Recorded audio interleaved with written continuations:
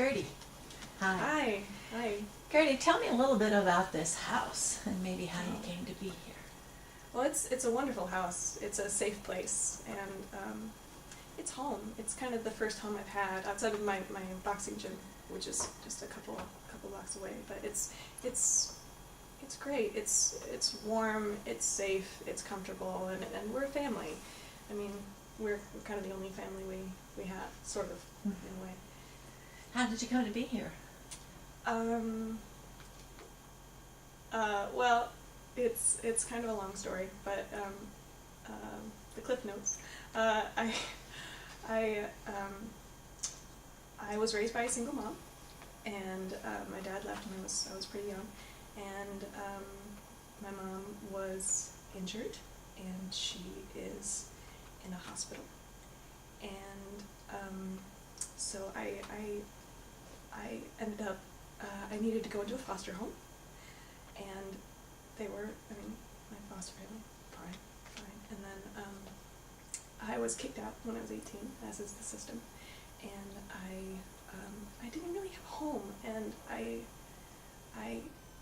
knew Sophie, Stewart's, and she found me, and she took me in, and Sophie passed away, and Stewart's been taking care of all of us, and What's it like living in the house with all these people? What are the dynamics like? It's great. It's great. Everyone gets along really well for the most part, and we get each other, and we have fun, and we take care of each other. And there's also independence. We know that there are boundaries, and everybody has a story who's here, and we, people don't step on any toes, but we all know that if anyone ever needs to talk, that we're there for each other. We've heard this house called a house of misfits. Can you help me know what that is, and are you a misfit? Yeah, I suppose so. In the sense that we've all been through a lot. Just yeah, and we didn't have the American dream kind of upbringing. We all come from different obstacles, and this place is our way of overcoming it. I guess, yeah, we're not like everybody else. We are special, absolutely.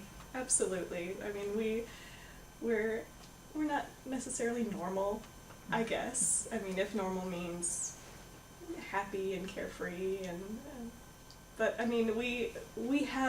we have joy. We're not so different from everybody else, but I think there's nothing. Yeah, I think we're misfits in that we're special. We're special. We've been through a lot. We've overcome a lot, and we're still doing our best to make it. So I hear you said you have a gym. Tell I me do. about that. I do. I know. I don't look like much, but yeah, I own a boxing gym, and it's lovely. It's a couple blocks away, and it's I happened upon it when everything was going when everything was happening. It was my sanctuary. After my mom went into the hospital, I needed a place where I could go and feel at home, and it was one of those places that's always on the way. And one day I decided I just went in, and I just felt comfortable for the first time in a very long time, and sorry, and yeah, it's lovely. The owner there, he was really fantastic. He took me in, and he didn't laugh at me for being a girl and being a small girl and wanting to belong somewhere. He understood, and he taught me. He taught me the ins and outs of boxing. I still have a lot to learn, but I just love it. I fell in love, and it's where I spent every day.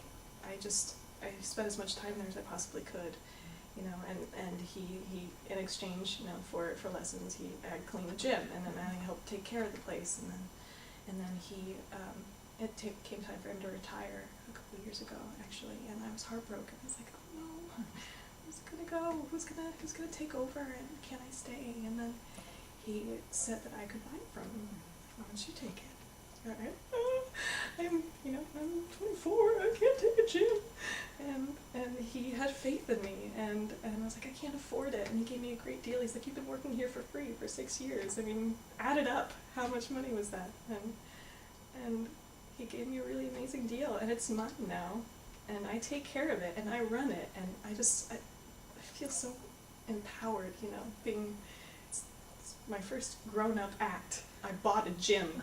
I own a gym, and I take care of it, and I love that place. That place is my home, and I can teach other people the things that I've learned. And it's nice. I feel like I'm spreading strength. It's nice. Can you tell me a little bit about Cassidy? I understand there's been some tragedy in the house.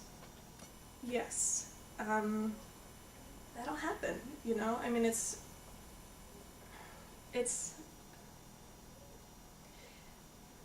Stuart does everything he can, and we all try to support each other, but sometimes just... Okay, I don't want to talk about it. Well, tell me what's most important to Gertie. What's most important to me?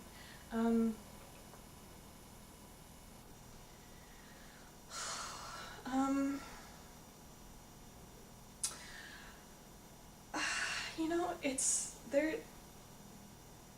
The gym is really very important, but Onyx, there's this Stuart's daughter, Onyx. She's a really cool girl. She's 16. She's smarter than any 16-year-old has any right to be, and she's been through a lot, and she doesn't have a mom anymore, and I have my mom, and but I just love her, and I see myself in her, and why am I crying? This place is very important. This is my family. And so where would you be if you didn't have these people? Oh God, I don't even know. If I didn't have this place as my sanctuary, I think I used to be in a pretty bad crowd, and I think I might have ended up falling into some bad habits, and yeah, if I didn't have this place, my touchstone, if I didn't have these people, then I don't think I wouldn't be the person I am. I wouldn't have the strength to take care of myself or anybody else. So I'm so grateful.